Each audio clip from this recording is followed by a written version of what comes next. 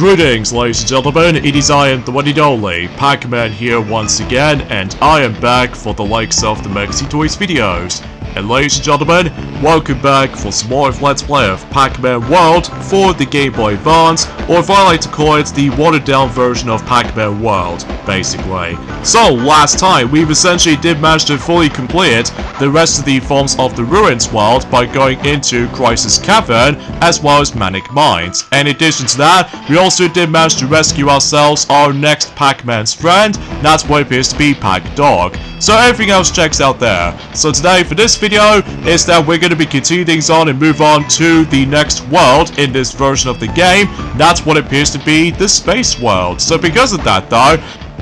well, if you couldn't tell already, it's about the fact that according to the forms of the time length for this video, this is going to be the shortest video we've ever done in terms of Pac-Man World for the Game Boy Advance. And the reason being for this is because, well, like I said before, it's about the fact that we don't have to worry about face-off against with these specific boss fights or anything else like that. So relatively speaking, it's about the fact that I'm pretty sure that Space World on the Game Boy Advance version is actually a lot shorter than I was expecting, mainly because no matter what though, as you probably already guessed by now, that for whatever reason is that this version of the game in particular decides to able to actually cut out not only a couple of levels, but the entire world as well. So I'll explain more about that during at some point until tomorrow's video. So because of that though, because yeah, today's date is of course the 21st of September today, in some cases in 2024 today. So yeah, we are actually getting pretty close towards the actual release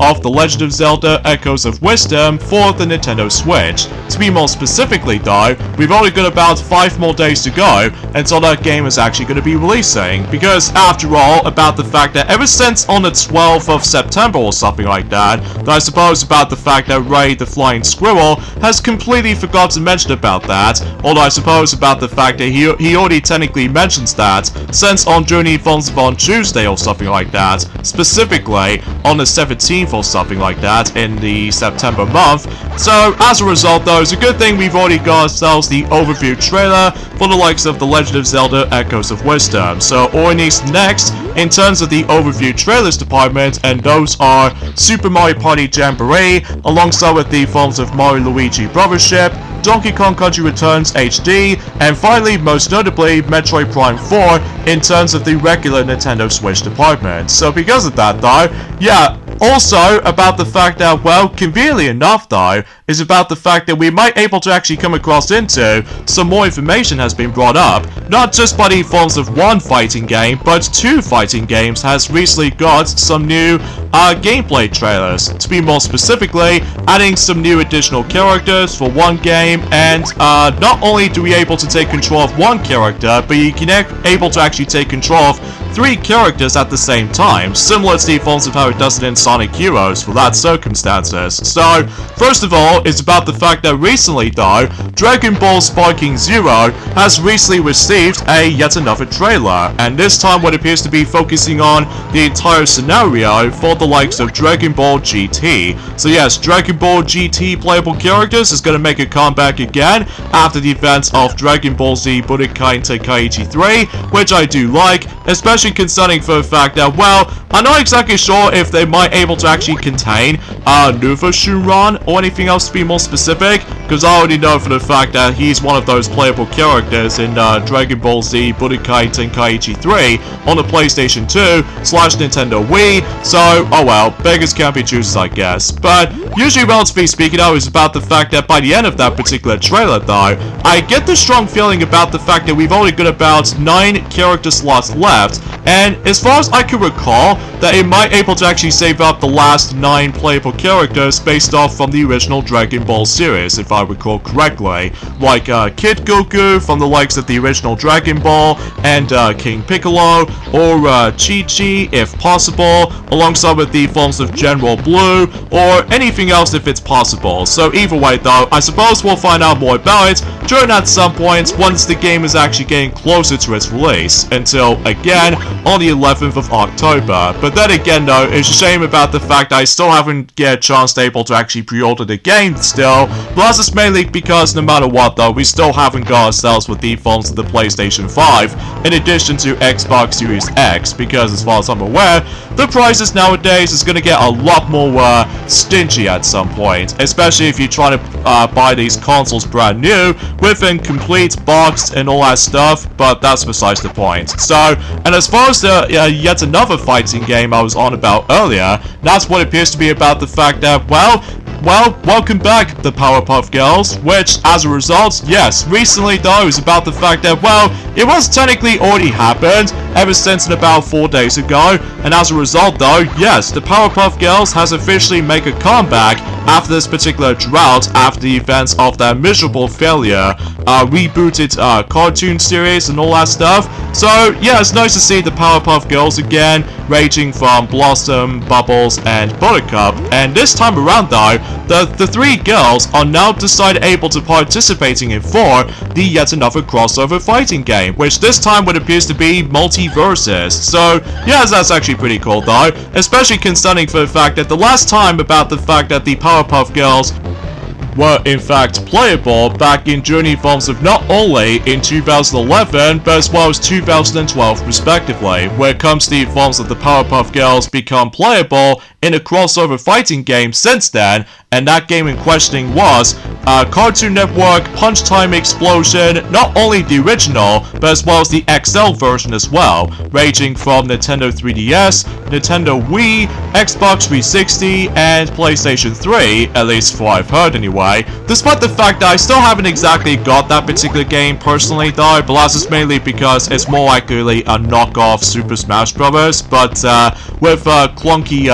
fighting system to me though, and on top of all that stuff though is about the fact that, well, for what I can tell, about the fact I've seen certain gameplay footage on certain walkthroughs and stuff like that. Apparently though, if you try to able to actually just to go through the entire story mode or something like that, basically though, I was not expecting to see the actual official clips has been slapped onto the actual cutscenes or something like that. Well, that's besides the point. So either way though, also about the fact that I've totally not realized about this and doing it at some form or another. That's what appears to be about the fact that, well, fundamentally speaking, that was about the fact that we've almost there to the forms of the actual release of the forms of Sonic X Shadow Generation still, especially concerning for the fact that, well, like what about the fact that I believe about the fact that Maxi has already mentioned about this briefly, or I suppose about the fact that that could be also applies to the forms of, well, Ray the Flying Squirrel as well, that don't too have been keep on about it, especially concerning for the fact that, well, obviously though, we are still about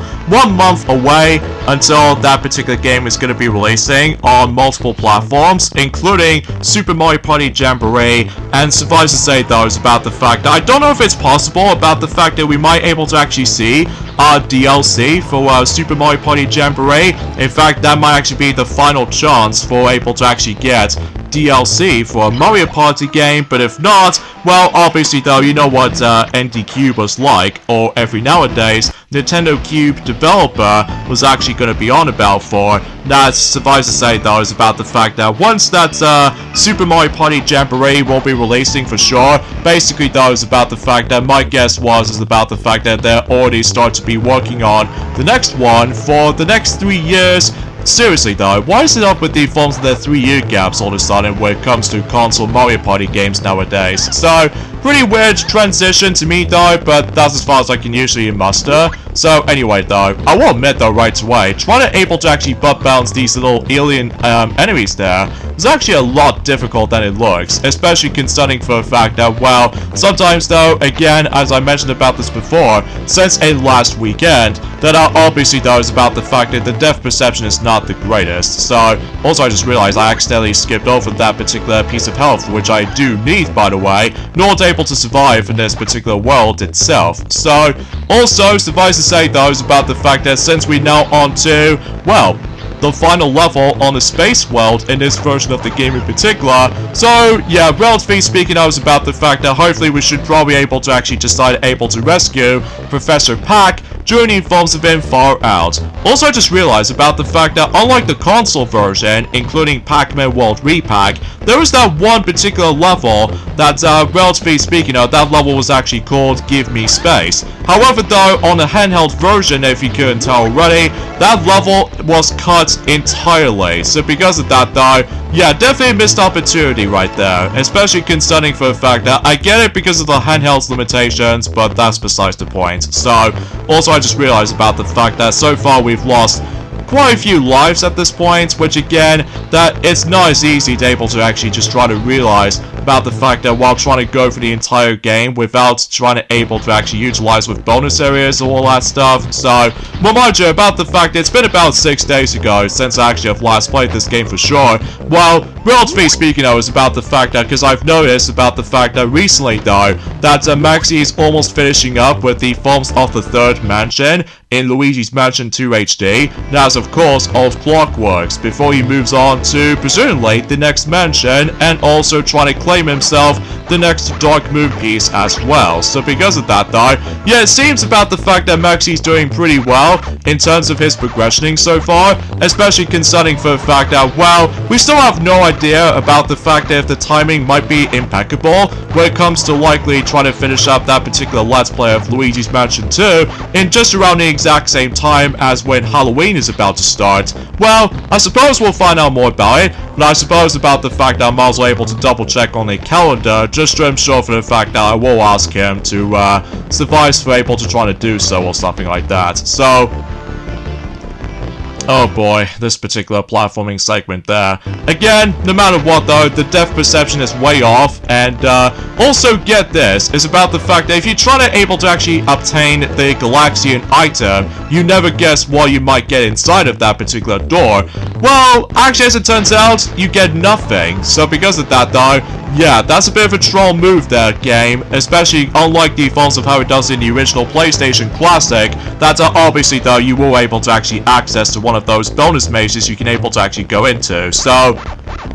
although I will say is about the fact I do like the music in this particular world though, it fits the atmosphere quite nicely, all things considered, even though I do miss the defaults of that particular music where it's almost like quiet and atmospheric and calm as well, when it comes to likely go for that I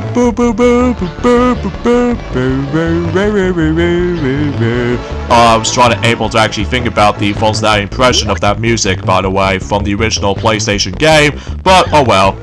Oh jeez Louise, I totally forgot about those lasers here. And again, the depth perception is not great though, so because of that though, we always have to rely on timing involved. So, also, I don't know if it's just me, but I feel like about the fact that when it comes to Pac-Man's sprite, when it comes to likely not only for his arms, but as well as his legs as well, they look incredibly thin, do they? Well, it may look a bit odd at first glance, especially concerning for the fact that, well, usually unlike the original, I found it was perfectly fine, whilst in the Evolves of a remake, thankfully it's a lot more polished and recognizable, but in here though, it just looks a bit weird to me, especially concerning for the fact that, like I said earlier, that we somehow managed able to realize that I've got not only thin arms, but also thin legs as well. So, yeah, it seems rather jarring, doesn't it? Blesses me, so... But anyway,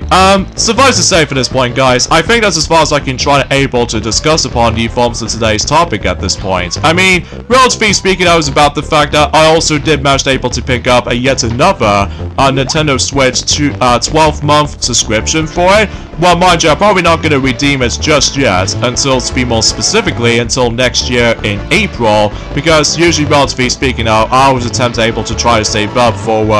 certain parts as far as I'm concerned. Although I was expected to try to able to actually access to the expansion pack for the sake of the defaults of the Nintendo Switch online subscription services, but I don't necessarily need to be honest here. Well, this is clearly because no matter what though, it's about the fact that, well, it might be a bit too much cash to work with, and second of all is about the fact that I've already got the majority of the defaults of not only Nintendo 64 games, but as well as Game Boy Advance games as well, but some exceptions, and same applies with the forms of the Mega Drive / Sega Genesis as well. So, I get the strong feeling about the fact that we only gonna have to cope with 6 library of games when it comes to Nintendo Switch Online service subscription. Like, for instance, we've got the majority of Nintendo ones, ranging from Nintendo Entertainment System, Super Nintendo, and Nintendo 64, Game Boy/Game Boy Color, if you want to count that, alongside with Game Boy Advance, and finally the Sega Mega Drive/Sega Genesis. So, yeah, it seems kind of little, just like the advance of how it does it in the Wii U, but at the very least, unlike the Wii U though, that the Wii U does not have any of those Sega digital virtual console games or anything else like that, unless if you lived in Japan, because seriously, they got super dang lucky to be able to actually receive not only Sonic Advance, but as well as Sonic Advance 2, as well as Sonic Advance 3 on their virtual console lineup in a Japanese Wii U eShop service or something like that. So, speaking of which though, is about the fact that I also did somehow manage to find out that it's kind of unfortunate about the fact that Sonic Team Boss has decided to not have any plans to be able to not only try to remaster, but potentially try to remake the entire Sonic Advance trilogy of games, although they did say they would love to, but unfortunately though, they have no plans for doing so. Although I really wish if that would be the case, but at the moment right now, they are still basically working on the final few touches to Sonic Cross Shadow Generations, or perhaps even maybe they'll try to save that particular last few touches in just around that time when the Tokyo Game Show is about to happen, which, straight to the point though, we also got about 5 more days to go until the Tokyo Game Show is about to happen, so either way. Also, let's get back into the actual drawing board when it comes to the forms of that particular missing level in this version of the game in particular. Now, for the most part though, is about the fact that we can still able to actually go through Space Race alongside with Far Out, but there's one level that has entirely been absent in this version, and that level in questioning was Give Me Space. So, yeah, as a result though, I have no idea why that level was cut on the Game Boy Advance version, and that could be also applies for the entire world as well, but then again, we'll save that particular topic if we get towards the very end of this particular downgraded version of the game, because as far as I'm aware, again, like I said before, this game is going to be incredibly shorter compared to not only the original, but as well as the remake as well. So, usually, specifically, the 2022 remake, because obviously though, it matches the exactly the same gameplay style as the original, but with new additions, as well as some quality of life improvements as well. So, that's besides the point. So,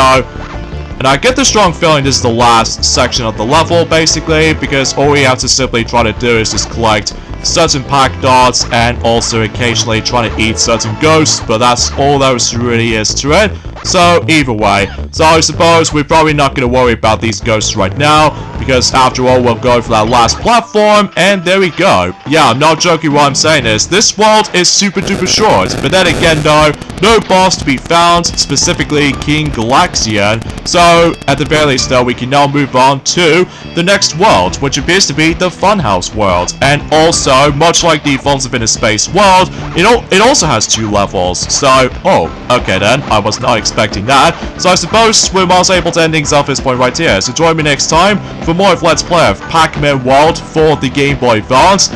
Instead, we're about to be exploring onto the 4th world, and that's what appears to be the Funhouse world, going through clowning around and barrel blast, so this will be interesting, so I'll see you guys until tomorrow. Later, fellas.